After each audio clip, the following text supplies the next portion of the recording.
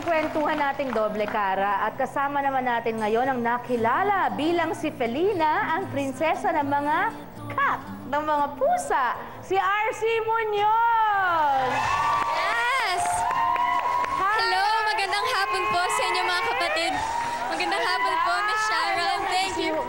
Nice to see you again. Good to see you too. Ayan. Thank you for having me in your show. Yan. Maraming po salamat. Papasalamat din po siya dahil pinahiram ko ang katawan ko sa kanya itong araw na ito. Salamat po. Hello. Napakaganda ng katawan, di ba? At ang Thank you mukha. po. Ayan. Thank you. RC, ang pusa, ika nga nila, may 9 lives daw. Siyam na buhay.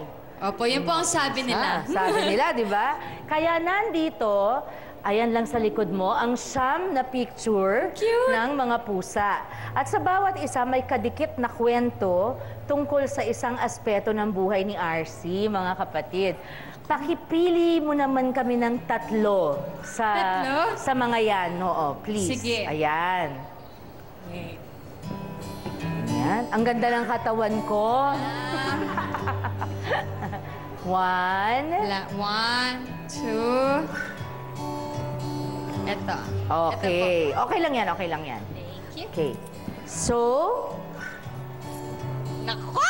pakipakita mo lang to. Anong number ang iyong nakuhang una? Number 4. Okay.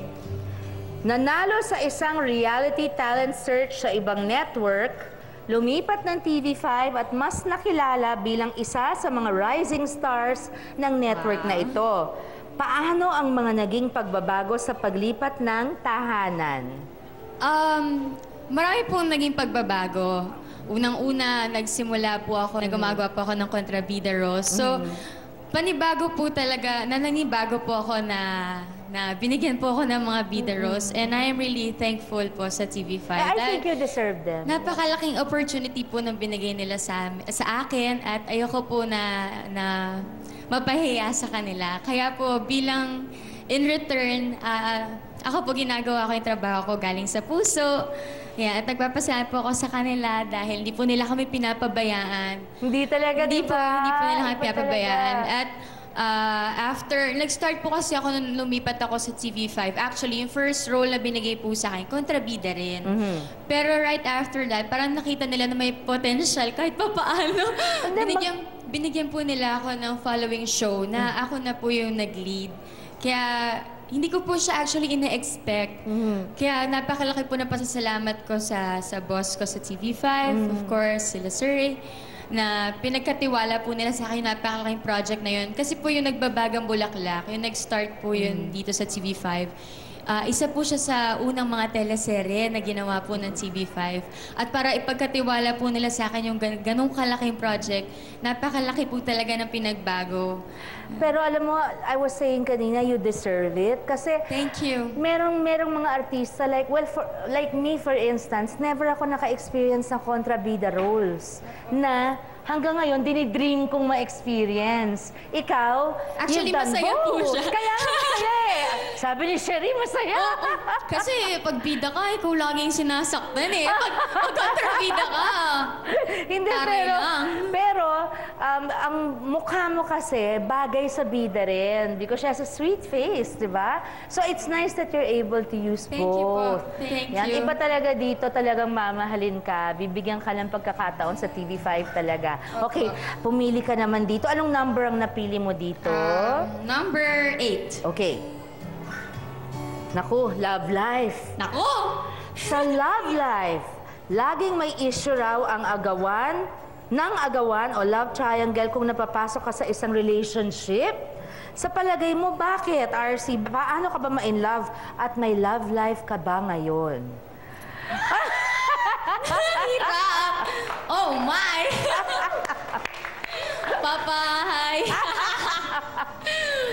Lumaki po kasi ako sa 100% Christian na atmosphere sa family. So, yung parents ko, very strict, disciplinarian. And ako po, Miss Sharon, kapag na-in-love ako, as in, todo lahat eh. Well, yung first boyfriend ko, parang feeling ko kasi kapag may boyfriend ako, ako yung lalaki. Ang weird ko eh. Sobrang weird ko. Parang feeling ko... What do you mean? Bossy ka? Or... Hindi po. Feeling ko, gusto ko ako yung nanliligaw. Ako yun. Prerogative ko yun. Oo. Kumbaga... Pag-boyfriend mo na. Opo, pag-boyfriend ko na. Kumbaga, una, syempre siya yung manliligaw. Papakilala ko siya sa parents ko. Okay. Importante po sa akin yun eh. Tama. Na ligawan niya muna yung parents ko. And then right after that, kung okay po sa magulang ko, syempre, una, mas importante po yung akin. Pero syempre, yung parents, iba yan eh. Kapag may sinabi sila na, okay yan, sige, okay. And then, right after that, kapag boyfriend ko na, parang ako na yung manliligaw.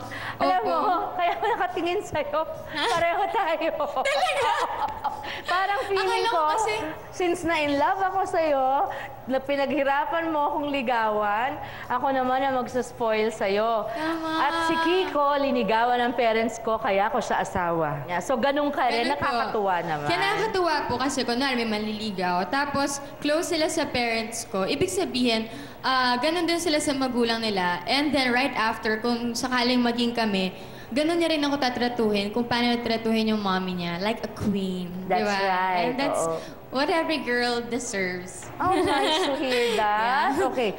Oh, last, ayan. Hindi ko na ikukulitin yung may love life ka ba kasi sinabi na nga niya, Hi, Papa! Hi, Papa! Hi! Okay. Number 5 po. Yeah, Okay. TV5. Okay, bukod sa pag-arte, ano pang ibang pangarap mong gawin bilang artista? Bilang artista lang po. Yeah. Iba pa, kahit hindi bilang artista. At iba pa. Matagal ko na po talagang dream nung bata ako. Well, hindi ko... parang nakikita ko na lahat ng batang babae, di ba, gusto nila maging beauty queen. Ay! Naku, kayang-kaya. Height pa lang, kaya na. So, yun po talaga yung long time dream ko. You've always wanted to be a beauty queen. Yes. Kayang-kaya, hindi ba? Gusto ko maging beauty queen. Kayang-kaya. Thank you. Naman. Thank you. Ikaw pala daw ay merong isang banda. You're part of a band. Yes. Okay, paano ka naman nag-umpisa dito? Anong pangalan ng banda? Philia po. Parang... Philia, okay. Philia. Parang love po yung ibig sabihin nun. Tapos, well, lahat kami boys. Lahat kami boys.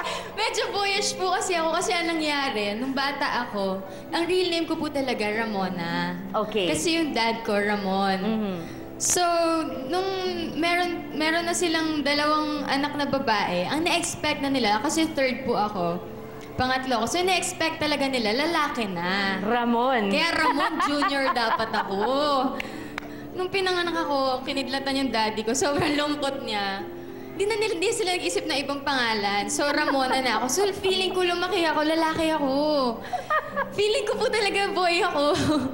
Tapos, kasi nag-school ako sa all girls. Oh. So, walang lalaki doon. So, feeling ko talaga hindi ako yung lalaki. Out of place ka. Ako yung lalaki. Tapos, favorite ko talaga Power Rangers, yung mga gano'n. So, feeling ko nung pag kunwari magsisimba kami, talagang yung malalaking shirt, hindi ako sanay. Talaga, mas komportable ako na jeans. Yung suot ko, shirt, sneakers, yung gano'n. In other words, hindi natin nakalain na magiging ganito ang kanyang kaanyuan sa Ay, naku, araw pag na ito. nakita niyo po ako nung bata ako, kamukha ako si Smigol sa Lord of the Rings. Ang laki-laki ng mata ko, tapos ang payat-payat ko, tsaka-tsaka ko. Sobra. Si Smigol, si Gollum. Okay. Yun. My precious. Okay, ito naman. Siya po na yun. Sa pagbabalik po natin, ipapakita namin sa inyong isa pang side ni RC na ating pinag-usapan lamang. Kami ang kasama mo, kapatid.